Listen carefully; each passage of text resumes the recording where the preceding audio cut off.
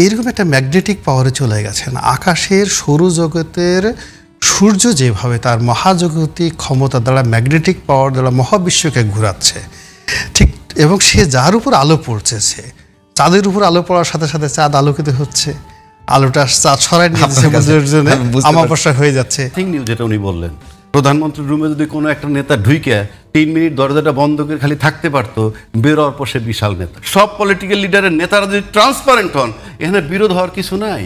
কারণ হচ্ছে রবি ঠাকুর আর নজরুল যখন একসাথে বসে, এখানে লড়াই হয় না, কিন্তু রাজ্জাকের সাথে রবি ঠাকুরের বসায় দেন, দেখবেন মারামারি হবে। এই যে সামরিক শাসন দেশে আসছে দুইবার, 111 আসছে, তারপরে যে এই ইউনূস সরকার আসলো, এই দায়টা কার? সবাই আসার আগে তো রাজনীতিবিদরা ক্ষমতায় ছিল নাকি আমার বাবা ছিলেন? যে বাংলাদেশ সরকারের যে এখন যে অবস্থা, কাঠামোগত একেবারে একটা ভিত্তি অর্থে নাই, সাংবিধানিক ভিত্তি নাই, সেটি ঠিক করার আগে জরুরি নাকি নির্বাচনের একটা ডেট দেওয়া জরুরি? আর একটা কথা বলছেন যে এই সরকারের ভিতরে যারা আছেন তারা হয়তো অনেকেই এই অভ্যুত্থানের যে চেতনা সেটি ধারণ করে না। আমরা সরকারকে যে বিষয়গুলো বলি, যে কোনো ঘটনার জন্য দায় সরকারকে নিতে হয়, কিন্তু আপনাকে প্রথম বিবেচনায় নিতে হবে বাংলাদেশে বর্তমান যে সরকারটা আছে, বাংলাদেশ জন্মের পরে, পৃথিবীর আলাপ বাদ দিলাম, বাংলাদেশ জন্মের পরে এরকম সরকার আপনি বাংলাদেশে দেখছেন কি না? যে একটা সরকার যদি এরকম দুইটা ভাগ করি, এই পাশে হইলো পতিত সরকারের রাষ্ট্রপতি, আর এই পাশে হইলো এনটি আওয়ামী লীগ একটা সরকার, এইটা জন্মের পরে দেখছেন আপনারা? দেখেন নাই। তো এই পিকুলিরিটি আপনাকে মাথায় নিতে হবে, যেটা নিয়ে কাজ করতেছে আজকে 11 মাস। 1 নম্বর। 2 নম্বর, আপনি কি দেখছেন আমাদের দেশে সেগুলো ঠিক করছে না কেন? ঠিক করবেন কিভাবে? আপনি যে কোঅপারেশন বললাম না একটু আগে, ইউনূস সরকারকে সবাই কোঅপারেট করতেছে, তাতে সে 11 মাসে তালমাতাল। এটাকে বলে কোন কোঅপারেশন?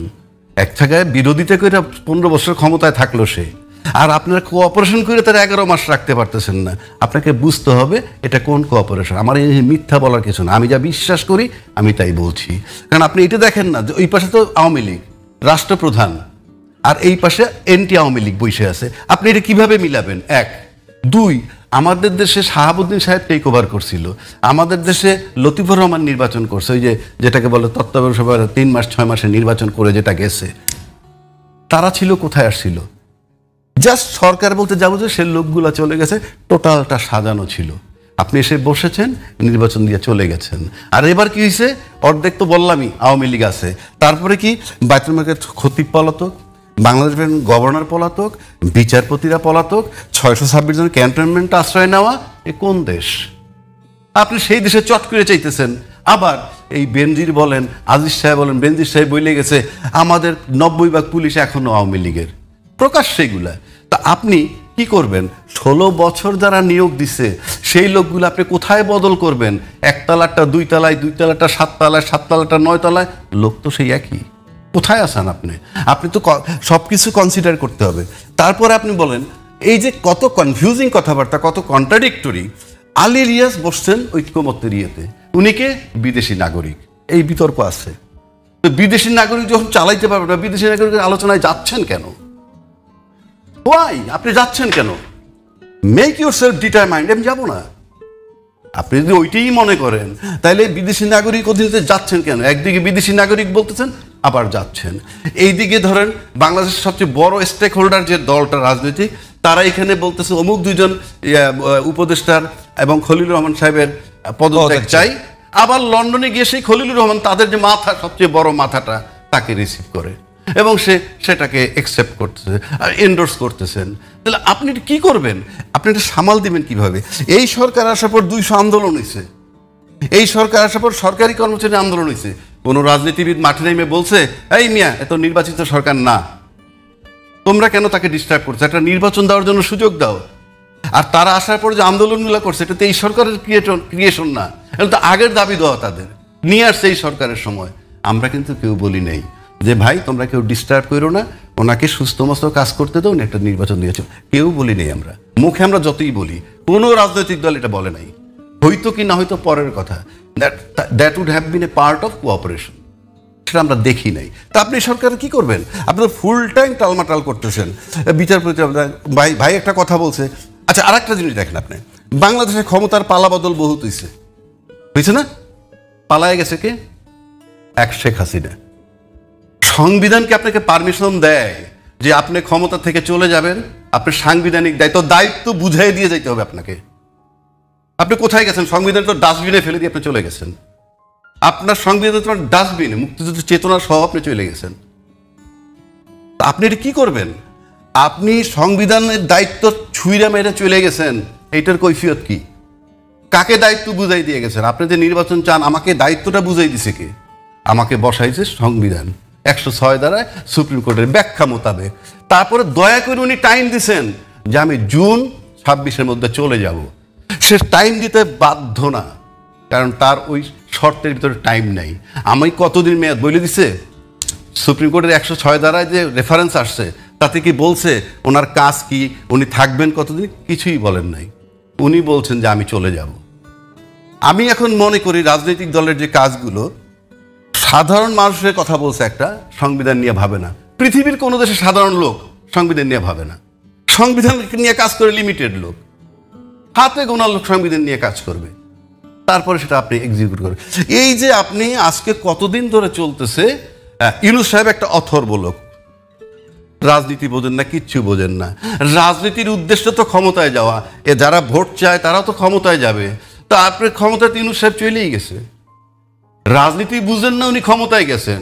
আর আপনারা রাজনীতি বুঝেন, তারা তার কাছে নির্বাচন চাচ্ছেন যে নাকি বিদেশি লোক নিয়ে দেশ গঠন করতেছে। সেই বিদেশি লোক মানেন না, তার সাথে আলোচনায় গিয়ে বসতেছেন। মানে আমি ঠিক বুঝি না যে কোন পদের লোক, আমরা কোথায় আছি, এটা আপনার সমাধান কি করবেন? কঠিন পরিস্থিতি। আজকে এতদিন ধরে আলাপ আলোচনাকেরা ইম্যাচিউরড ইউনূস সাহেব, রাজনীতি বোঝেন না, এনজিও চালান। কিন্তু ম্যাচিউরড রাজনীতিবিদরা গিয়েও তো একটা ঐক্যমত আসতে পারলেন না যে তাড়াতাড়ি এইগুলো সমাধান করে একটা নির্বাচনে আমরা যাই। এখন এই পরিস্থিতি এমন হইতেছে, সবাই যেভাবে ঐক্যমতটা আসবে কিভাবে? ঐক্যমতটা আসতে গেলে যে সিচুয়েশন হচ্ছে যে অনেক রাজনৈতিক দল যারা বিভিন্ন সময় ক্ষমতায় আসছে, তাদের ক্ষমতায় যাওয়ার পথটা রুদ্ধ করা হচ্ছে। ইয়েস, এই দায়টা কার? এই যে সামরিক শাসন দেশে আসছে দুইবার, 111 আসছে, তারপরে যে এই ইউনূস সরকার আসলো, এই দায়টা কার? সবাই আসার আগে তো রাজনীতিবিদরা ক্ষমতায় ছিল নাকি আমার বাবা ছিল? রনিবে যদি বলেন যে ভাই কিন্তু একটা কথা বলছে যে ডক্টর ইউনূস বাধ্য না একেবারে নির্বাচনের ডেট দিতে। না, সেটা তো উনি প্রথমেই বলে দিয়েছেন। উনি যখন আসলেন, আসার পর উনি কিন্তু তখন বললেন যে আমাকে আপনারা এনেছেন, একের এয়ারপোর্টে বলেছেন আমার কথা শুনতে হবে। Message is very clear. এবং এখন পর্যন্ত দেখেন আমরা সবাই লাফালাফি করছি, কিন্তু উনি কিন্তু রেসপন্ড করছেন না। উনি খুব কম কথা বলছেন। এবং উনি সেই প্রথম দিন থেকে এসে যে কথাগুলো বলছেন, সেই কথার বাইরে আমরা কিন্তু তাকে নিতে পারিনি এখন পর্যন্ত। আমরা তাকে লন্ডন পর্যন্ত নিয়েছি।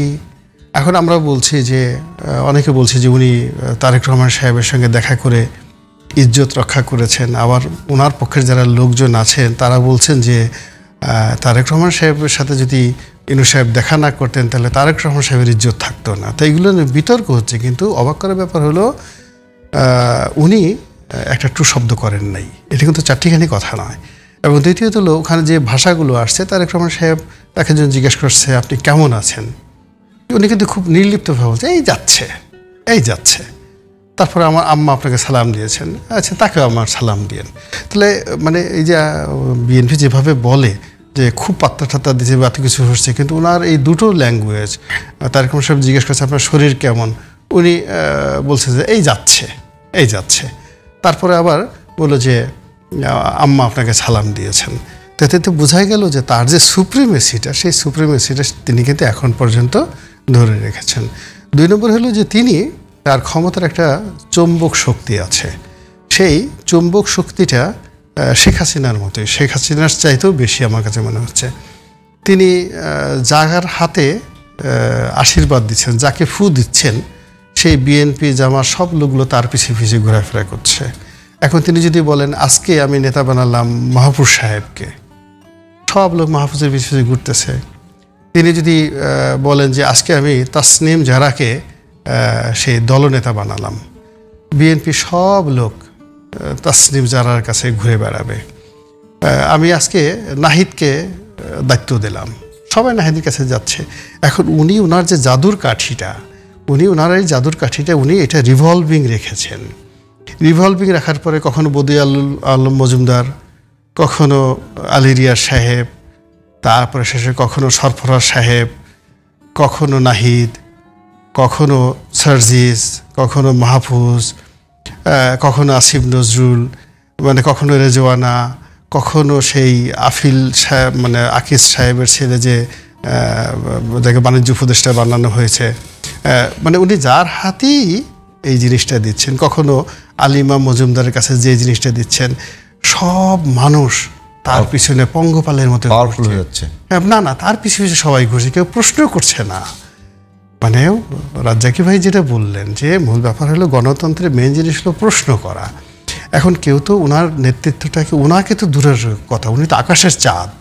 এটা দ্বারা বোঝাতে চাচ্ছি যে ডক্টর মোহাম্মদ ইউনূস এখন এরকম একটা ম্যাগনেটিক পাওয়ারে চলে গেছেন। আকাশের সৌরজগতের সূর্য যেভাবে তার মহাজাগতিক ক্ষমতা দ্বারা, ম্যাগনেটিক পাওয়ার দ্বারা মহাবিশ্বকে ঘোরাচ্ছে, ঠিক, এবং সে যার উপর আলো পড়ছে, সে চাঁদের উপর আলো পড়ার সাথে সাথে চাঁদ আলোকিত হচ্ছে, আলোটা চাঁদ ছড়াই নিয়ে যাচ্ছে, বুঝতে জন্য আমাবস্যা হয়ে যাচ্ছে। ধন্যবাদ ইউনূস সাহেবেরও একই অবস্থা, ওই পর্যায়ে আছে। একদম শেষ দিকে। আর রেজাকি ভাই, আপনার টাইম 2 মিনিট, আপনি বলেন। দিস ইজ নাথিং নিউ, যেটা উনি বললেন।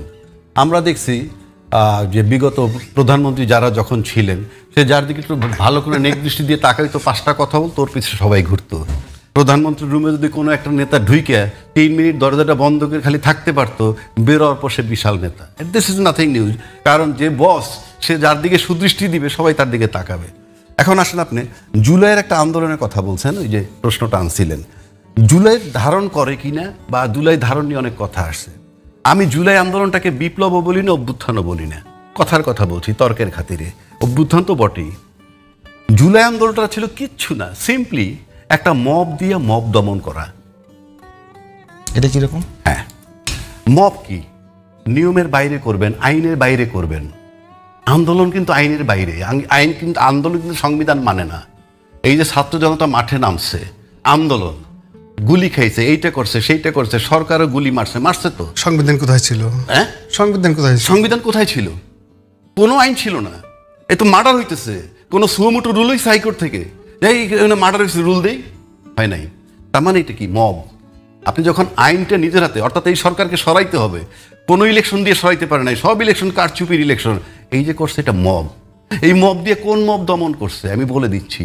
আয়নাগর ছিল মব। আইন বলে না আয়নাগর থাকবে, আইন বলে না বিচার বহিত হত্যা করবা, আইন বলে না শাপলা চত্বরে লোক মারবা, আইন বলে না অপারেশন ডালবাতের নামে 57টা আর্মি অফিসার মারা যাবে এবং ঝাঁপায়ে পড়বে না আর্মি, এটা আইন বলে না।